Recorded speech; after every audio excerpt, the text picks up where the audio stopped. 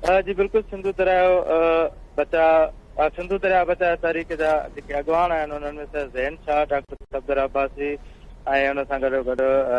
सरदार अब्दुल रहीम, doctor Masroor सियाल ऐं ॿिया जेके अॻवान आहिनि उन्हनि कराची प्रेस क्लब अची हिन वक़्तु प्रेस कॉन्फ्रेंस कई आहे। हुन प्रेस कॉन्फ्रेंस में अॻवाननि पारां इहो वफ़ाक़ी हुकूमत ओड़े पीपुल्स पार्टी खां इहो मुतालबो कयो वियो आहे त मुल्क जे सदर वटि ऑर्डिनेंस ज़रिए अख़्तियार आहिनि त हू ऑर्डिनेंस जारी करे केनाल मनसूबनि वारो जेको आहे उनखे रद्द कयो वञे ऐं हीउ जेको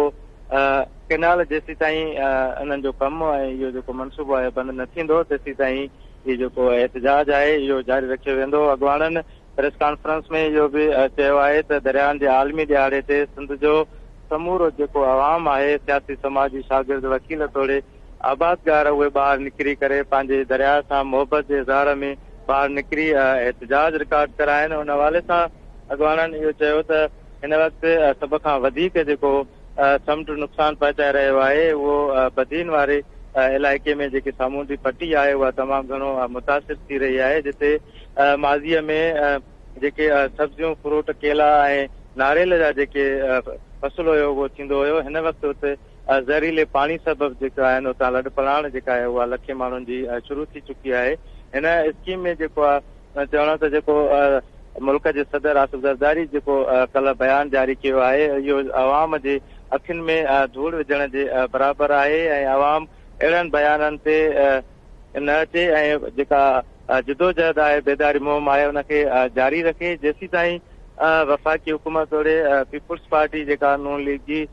वफ़ाक़ में भाङी भाईवार आहे हुकूमत में, उहो जेकॾहिं अवाम सां पीपुल्स पार्टी सची आहे त उहा फौरी तौर ते अलहदगी अख़्तियार करे ऐं जेकॾहिं अलहदगी अख़्तियार नथी करे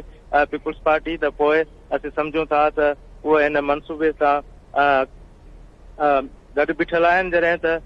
सिंध जो वॾो वज़ीर पिणु जेको आहे सो केतिरा ई भेरा इहे बयान जारी कंदो रहियो आहे त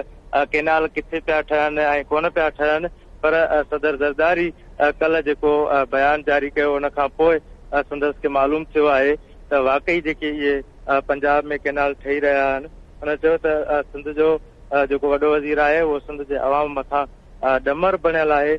फौरी तौर ते सिंध जे वॾे वज़ीर तोड़े सदर पाकिस्तान खे इस्तीफ़ा ॾियणु घुर्जे ऐं उन हवाले सां हीअ जेका कॉन्फ्रेंस आहे उन में इहे पिणु चयो वियो आहे त हीउ जेको एहतजाज आहे जेसि ताईं फ़ैसिला वापसि न वरिता वेंदा, सिंध दुश्मन फ़ैसिला वापसि न वरिता वेंदा तेसीं ताईं इहे एहतजाज पुरअमन जेके आहिनि उहे जारी रहंदा। त ज़ैन शाह जो इहो बि चवणु आहे त जेकॾहिं आइन ते अमल दरामद वफ़ाक़ नथो करे त पोइ असां बि आइन ते अमल दरामद करण जा पाबंद न आहियूं ऐं सिंध जो अवाम न रुगो ही जेके ज़मीनूं आहिनि इहे गिराबाद थींदियूं पर जेके शहरी इलाइक़ा आहिनि उहे बि तमामु घणो मुतासिर थींदा। हुन सां गॾोगॾु जेको सिंधु दरिया में हिन वक़्तु पाणी जी खोट हुजण जे करे हुनजो चवणु आहे त